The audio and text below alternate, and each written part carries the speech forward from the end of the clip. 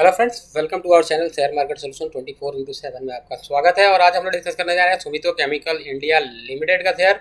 और आज का सेशन जो होगा बहुत ही इंटरेक्टिव होने वाला है, तो शुरू से लेकर अंत तक इसको देखिएगा। इसको देखने के बाद आपको समझ में आ जाएगा कि सुमितो केमिकल जो है क्या प्रोडक्ट बनाती है, क्या इसका कैपेक्स प्लान है, क्या इसकी प्रॉफिटेबिलिटी है, और आने वाले समय में जो एग्रीकल्चरल का ग्रोथ है उसमें किस तरह से सुमितो केमिकल जो है पार्टिसिपेट करेगा, और आने वाले समय में इसका शेयर के वैल्यू क्या होगी। ये सारी चीज़ें डिस्कस करने के पहले सबसे पहले मैं चाहूँगा जो लोग नए हैं प्लीज़ सब्सक्राइब कर लें, और सब्सक्राइब करने के साथ बेल आइकन जरूर दबा दें ताकि इस तरह के इन्फॉर्मेटिव वीडियो आपको टाइमली मिल जाए।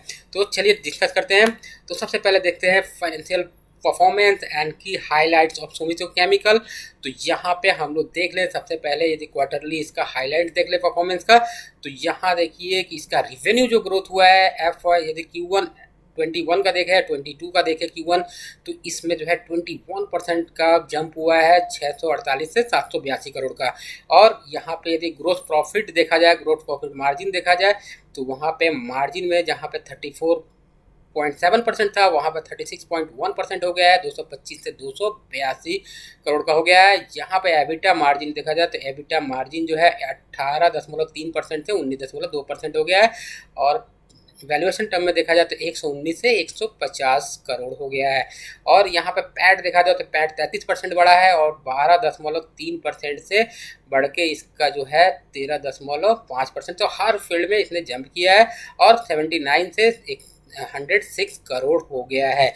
तो कोविड के बावजूद भी इसने अच्छा खासा परफॉर्मेंस Q1 में दिखाया है दोस्तों। और यहाँ पे बात कर ले कि इसका जो है एबिटा देखिए, यदि देखें यहाँ पे FY Q1 का देख ले, तो यहाँ एबिटा मार्जिन जो है 18.4% दिखा रहा है। नेट प्रॉफिट जो है 105 करोड़ का है, जो कि प्रॉफिट मार्जिन 13.5% का है। और total compressive income for period देखा जाए तो 103.9% का है। और जो Q1 एंड Q1 पर देखा जाए तो अच्छा खासा जंप इसमें दिखाई देता है। अब बात कर लेते हैं कि इसका रिवेन्यू किस किस सेक्टर में कितना आता है, ये भी जानना जरूरी है दोस्तों। तो यहाँ पर देख लेते हैं कि ये किस किस फील्ड में काम करती है। देखिए, इंसेक्टिसाइड बनाती है, हर्बिसाइड्स बनाती है, PGR, metal phosphide and fungicide and A&D and ESD। तो ये सारी चीज़ें हैं। और Q1 की बात करें 21 की, तो वहाँ पे 48% इंसेक्टिसाइड से आ रहा था, और यहाँ पर देखा जाए तो 37% जो है इंसेक्टिसाइड से आ रहा है 22 में। और यहाँ पर 36% जो है इनका जो है हर्बिसाइड में इन्होंने कंसंट्रेट किया है। यहाँ पे ज़्यादा रिवेन्यू 36% अब हर्बिसाइड से आ रहा है। अब देखा जाए सेगमेंट ब्रेकअप देखा जाए तो इनका जो है जेनेरिक है वो 66% है, जो कि FY 20 में आपका जो है 75% हो गया है। डोमेस्टिक में देखें तो यहाँ पर देखें तो डोमेस्टिक ये आपका है बल्क ब्रांड जो है 19% है, और बल्क जो है 19% है। ब्रांडेड जो है इनका 81% हो गया है। और यदि ज्योग्राफी की बात करें कहाँ पर कितना ये सेल करते हैं प्रोडक्ट को, तो देखिए 85% जो है ये डोमेस्टिक सेल करते हैं। और 2022 की बात करें FY Q1 22 की, तो यहाँ पर देखा जाए तो 87%, 2% बढ़ गया है।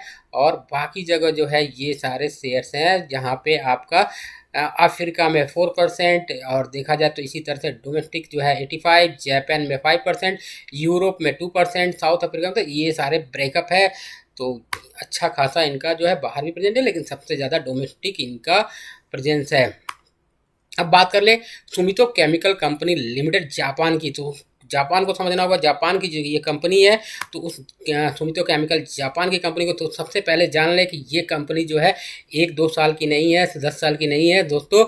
ये कंपनी जो है 400 साल पुराना बिजनेस है। 16th सेंचुरी से ये जो है एग्जिस्ट करती है। Sumitomo started business in Japan early 16th century, और करेंटली सब Sumitomo founded companies operate as an independent listed company with widespread shareholding and run by its professional boards. Even today, all Sumito companies continue to follow basic business philosophy and ethical practice of Sumitomo. तो Sumitomo group के ये practice follow करते हैं। 400 साल पुरानी company है, और ये सारी चीज़ें हैं।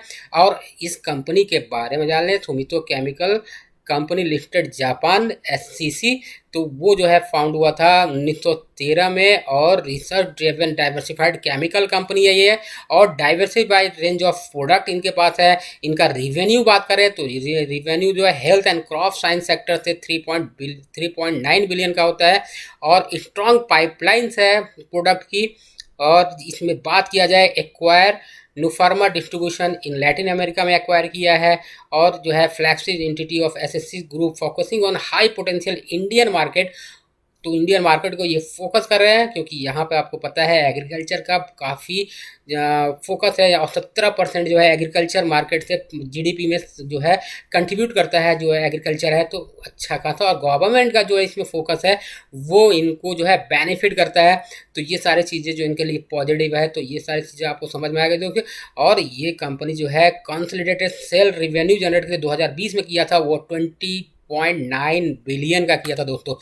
अब यहाँ बात करें ग्रोथ स्ट्रेटजी ने हेल्थ एंड क्रॉप सेक्टर की, जहाँ पे ये रिसर्च एंड डेवलपमेंट पे भी काम करते हैं, और उनके पास क्या है, इंटेलेक्चुअल कैपिटल है।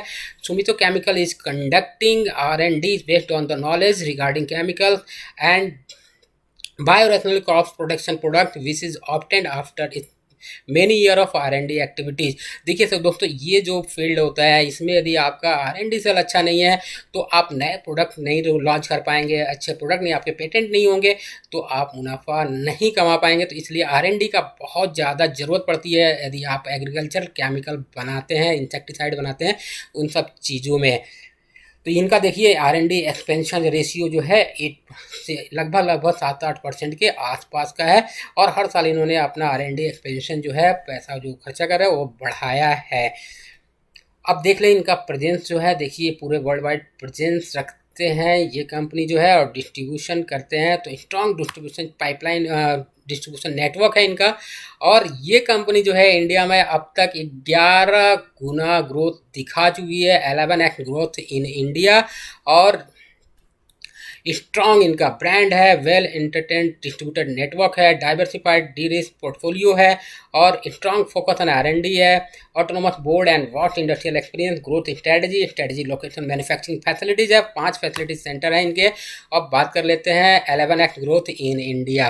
तो देखिए दोस्तों, इन्होंने 2000 में SCIL incorporated in India as a ESD distribution company 2001 में manufacturing joint venture with new chemical 2001 में शुरू किया। 2002 में स्टार्टेड ASDS बिजनेस, और started ESD public health business 2003, और 2005 में एक्वायर किया ESD unit from Bayer Vapi, और एक्वायर प्रोडक्ट तो ये 2006 में किया, और 2010 में स्टार्टेड एनिमल न्यूट्रिशन में काम करना शुरू किया।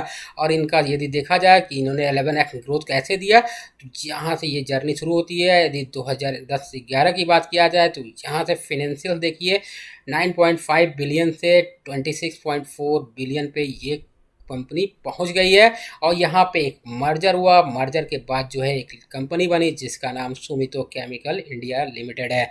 ये हुआ 2019-20 फाइनेंशियल ईयर में। तो ये कंपनी जो है सुपर ग्रोथ अभी तक कर चुकी है। और बात करें इसके पास कितनी मैन्युफैक्चरिंग फैसिलिटीज़ है, 5 टेक्निकल एक्टिविटीज़ कितनी है, 10 और 14,000 इनके डिस्ट्रीब्यूटर्स हैं, 1500 एम्प्लॉई हैं, और 25 से 25 plus and 200 plus 25 plus patents हैं, और 200 प्लस इनके पास रजिस्ट्रेशन हैं, और 200 से ज़्यादा इनके पास ब्रांड है। तो इन सब चीज़ों में जो है अच्छा खासा इनका पहुंच है, और अच्छा खासा इनके डाइवर्सिफाइड पोर्टफोलियो है। और यदि बात करें प्रोडक्ट का, तो ये सारे प्रोडक्ट के नेम हैं और ये प्रोडक्ट की कैटेगरीज है, इसको आप एक बार पॉज करके पढ़ सकते हैं। और जो ग्रोथ हुआ है देखिए 2.3 से FY11 से अभी कितना पहुंच गया है 26.4 बिलियन पे। अब देखें diversified and D risk portfolio across the agrochemical value chain. तो इसमें देख लिया जाए तो ये मैंने बताया तो 45% इनका जो प्रोडक्ट है वो 45% कहाँ से आता है, इंसेक्टिसाइड से आता है रिवेन्यू, 7% इनका A&D और ESD से आता है, 11% फंगिसाइड से आता है, 7% मेटल फॉस्फेटाइड से आता है, 11% PGR से आता है, और 19% हर्बिसाइड से आता है। और जेनेरिक की बात करें 32%, स्पेशलिटी जो केमिकल में काम करती है 68%, तो इनकी स्पेशलिटी है। और डोमेस्टिक जो है 83% है FY21 की बात करें, और एक्सपोर्ट करते हैं 17%। और ये 17% में देखिए ये सारे कंट्री हैं और इनके जो है अच्छे खासे, जिसमें 20% जो है ये जापान है, और Asia, Europe, south America, north America, Australia, तो ये सारी जगहों पे ये अपना प्रोडक्ट सेंड कर एक्सपोर्ट करते हैं। इनके पास एक स्ट्रॉन्ग ब्रांड नेम है, डुअल ब्रांड पोर्टफोलियो है, और इन डेप्थ नॉलेज है, जिसको जो है strategy and deep farmer contact है इनके पास। और कॉन्टैक्ट ये देखिए, अब इन्होंने वेबसाइट लॉन्च किया है, तो उस वेबसाइट में है इन्होंने जो है रीजनल लैंग्वेजेस को भी इंक्लूड किया है, जिससे कि ये पहुंचा सकते हैं। इवन यूट्यूब का यूज़ करते हैं, तो ये अपना पैन इंडिया पहुंच बनाने में, कस्टमर तक पहुंच बनाने में बहुत ही प्रोफेशनल है। इस चीज़ को मान के रखिए। अब अब देख लिया जाए एक्सपेंडिंग ब्रांड विजिबिलिटी, तो वही मैंने बताया कि ब्रांड विजिबिलिटी को बढ़ाते हैं, सेमिनार करते हैं। तो देखिए wide range of generic and speciality product for increasing crop presence and providing crop protection solution. More than 1400 relationship manager है इनके पास, 100 ब्रांड है covering maximum of crop and pet segment, और 14,000 डिस्ट्रीब्यूटर है, 40,000 डीलर्स हैं, 68 डिपोट्स हैं, 500 plus qualified and skilled managers हैं, 20% mega brand है through out India, advertising media, ये सारी चीज़ें इनके पास है। तो जो कंपनी इतनी प्रोफेशनली काम करती है, तो ये सारी चीज़ें इनके पॉजिटिव है। 23 वेबसाइट ये मैनेज करते हैं, डिजिटल एसेट इनके पास है, और 5.6 मिलियन इनके कंज्यूमर्स हैं 2020-21 के डेटा के अनुसार। और ये सारे देखिए इनके साइट्स हैं जिस पे ये अवेलेबल, तो ये 23 वेबसाइट बना कर रखे हैं जिसके थ्रू ये, और डिजिटल इनके पास ऐप भी है, ऐप के थ्रू भी ये किसानों तक और फार्मर्स तक पहुंचते हैं या अपने कस्टमर तक पहुंच बनाने में ये सक्सेसफुल हैं। तो digital transformation and SAP implementation जो मैंने बताया। अब देखा जाए इनका जो लोकेटेड मैन्युफैक्चरिंग फैसिलिटीज़ कहाँ पे है, तो दोस्तों जान लीजिए इनका भावनगर में है, गाजोद में है, तारापुर में है, वापी में है, और सिलवासा में है। तो यहाँ पर देखिए 58 एकड़, 120 एकड़, 5 एकड़, 6 एकड़ एंड 3 एकड़, और ये सारे प्रोडक्ट वहाँ पे बनते हैं। तो ये देखिए ये नक्शे में दिखाया मैंने, ये चीज़ें हैं। महाराष्ट्र एंड गुजरात में इनके 5 जो है मैन्युफैक्चरिंग प्लांट्स है, और strong focus R&D and process innovation. तो मैंने बताया कि अच्छा खासा फोकस इनका, तो 25 जो पेटेंट है, और 75 plus qualified and dedicated engineer scientist हैं, और 10 plus are PhD with more than 15 years of experience. इसके पास क्या है, PhD भी हैं जो कि रिसर्च एंड डेवलपमेंट में काम करते हैं। 3 fully equipped DSIR approved R&D labs हैं, 3 लैब्स हैं इनके, और R&D facility to gain capability to creating new process and new combination using SSC Japan chemistry with would help improve production process and efficiency. तो ये Japan के साथ भी collaboration, चूँकि ये जापान जो है इनकी पेरेंट कंपनी है, वो इनको देखती है, मेंबर कंपनी है। तो अब बात कर लें इसके बाद यदि ग्रोथ स्ट्रेटजी की, इनकी ग्रोथ के आने वाले समय में ग्रोथ स्ट्रेटजी क्या है, सबसे पहले R&D, और उसमें जो पाइपलाइंस है वो प्रोडक्ट पाइपलाइंस, और कैपेसिटी एक्सपेंशन। तो देखिए दोस्तों ये हर साल कैपेसिटी एक्सपेंशन करती है। उसका फ़ायदा क्या होता है कि जो कैपेसिटी एक्सपेंशन करती है वो कि देखिए यहाँ बताया, driving operation efficiency, maintaining highest safety standard and responsible care compliances, invest 15% of consolidated EBITDA every year for upgradation of manufacturing facility and capacity expansion to cater to strong domestic global demand। तो ये हर साल जो 15% अपने EBITDA का लगाते हैं, उससे अच्छा खासा वैल्यू जनरेट करते हैं, जिससे कि इनका आगने वाले समय में अच्छा खासा प्रॉफिट जनरेट होता है। इनके पास 11 प्रोडक्ट रजिस्ट्रेशन इन प्रोसेस है यदि पाइपलाइन की बात, ब्रांड की बात की जाए, और further more improve capacity utilization including product level expansion. Now जो है इनके पास न्यू कॉम्बिनेशन प्रोडक्ट इस समय अवेलेबल है, और जो है 3 ऑफ पेटेंट प्रोडक्ट हैं, और 5 टेक्निकल प्रोडक्ट्स हैं। तो ये सारी चीज़ें जो है बहुत ही अच्छी बात है कि जिस कंपनी के पास इतना स्ट्रॉन्ग R&D सेल है, मैन्युफैक्चरिंग है, और कैपेक्स एक्सपेंशन करते हैं, तो वो कंपनी का ग्रोथ हमेशा अच्छा होता है दोस्तों। तो ये देख लिया जाए, हिस्टोरिकल परफॉर्मेंस देख लिया जाए, FY18 से 11% के हिसाब से बढ़ा है, EBITDA जो है इनका 31% के हिसाब से बढ़ा है, और यहाँ पर पैड देखा जाए तो 34 बढ़ा है, और नेट वर्थ इनका जो बढ़ा है 954 से 2018 से 2021 में 1541 करोड़ का हो गया है। ROC जो है इनका देखिए, ROC जो है रिटर्न ऑन कैपिटल एम्प्लॉयड जो है अच्छा खासा है, 45.5% का, और net working capital per day जो है ये घट के 103 हो गया है 520 में। तो ये सारी चीज़ें जो है ये बहुत ही क्या बोल जाए इनकरेजिंग है कि इस केमिकल कंपनी में अच्छा खासा जो है आने वाले समय में ग्रोथ मिल सकता है। और ये देखिए अपना जो है रेगुलर कैपेक्स जो करते हैं वो 75 से 70 टू 75 करोड़ पर एनम करते हैं, और एडिशनल कैपेक्स जो है 100 to 110 crore over 1 to 2 year for 5 product. ये सारी जब चीज़ें करते हैं तो उससे क्या होता है, उससे जो है उनका प्रॉफिट बनता है, रिवेन्यू बढ़ता है, और प्रोडक्ट पाइपलाइन जो होता है वो बढ़ता है। तो ये सब करने से इनका जो है ग्रोथ जो है बना रहता है।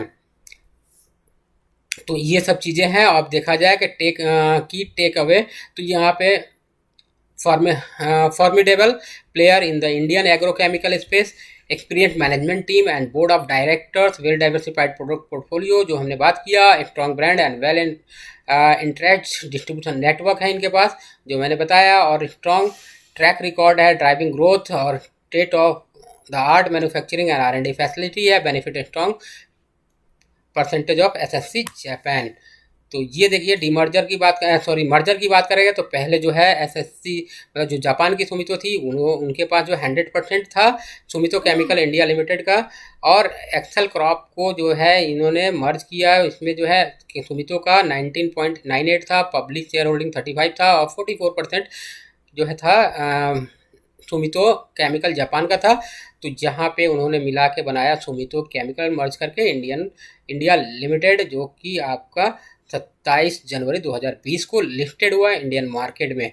तो ये सारी चीज़ है, और लॉन्ग टर्म इनका कमिटमेंट जो है वो है derisk portfolio, high complementary offering, distribution scale, operational synergy, और अनडिवाइडेड पेरेंट फोकस, जो कि जापान की कंपनी है वो इनको अच्छा खासा फोकस करती है।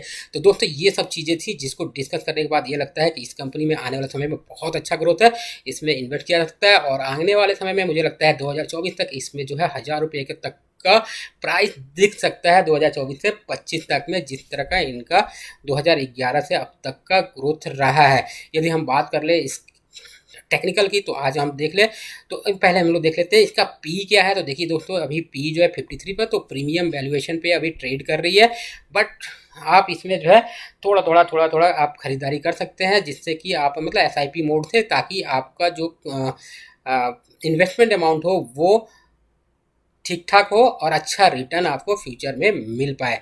अब बात कर लेते हैं टेक्निकल की। तो देखिए टेक्निकल में ये जो है अभी तक 460 के लेवल तक गया था हाई में, 2 बार यहाँ पे इसने जो है क्या लिया था, यहाँ पे जो है 2 बार इसने जो है रेजिस्टेंस फेस किया था, वहाँ से फिर इसने जो है एक नीचे का रास्ता देखा है, और यहाँ पे हम बात करें तो यहाँ पे इसमें 2 बार रेजिस्टेंस फेस किया था। तो मुझे लगता है कि ये जो रेजिस्टेंस लेवल है ये लेवल होगा इसका अब सपोर्ट, और मैक्सिमम पेन जो होगा वो हमारा देखने को मिल सकता है 362 तक।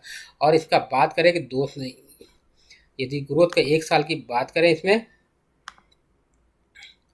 तो यहाँ पे देखिए ये जब लिस्ट हुई थी कंपनी तो उस समय जो है लगभग 216 रुपये के आसपास लिस्ट हुई थी, और वहाँ से अभी जो है लगभग डबल पे अभी शेयर प्राइस जो है डबल है। तो यहाँ से जो चला है अभी शेयर, तो ये अच्छा खासा यहाँ से ग्रोथ लिया है किस दिन से, यदि 25 मार्च 2021 से बात किया जाए तो यहाँ से अच्छा खासा ग्रोथ इस कंपनी में आया है शेयर प्राइस में, और यहाँ पे एक सपोर्ट ले सकता है। तो हमें जो भी एक्यूमुलेशन करना है तो इस लेवल पे एक्यूमुलेशन किया जाए 365 से 400 के बीच में, तो अच्छा खासा वैल्यू आने वाले समय में मिल सकता है। एसआईपी मोड में कीजिए और पैसा इसमें बनेगा, अच्छी कंपनी है। तो ये सारी चीज़ें थी। ये कैसा लगा आपको मेरा वीडियो ये बताइएगा, और प्लीज़ सब्सक्राइब जरूर कीजिएगा ताकि इस तरह के वीडियो आपको टाइमली मिल पाए। तो मिलते हैं नेक्स्ट वीडियो के साथ, तब तक के लिए अपना ख्याल रखिए, बाय बाय।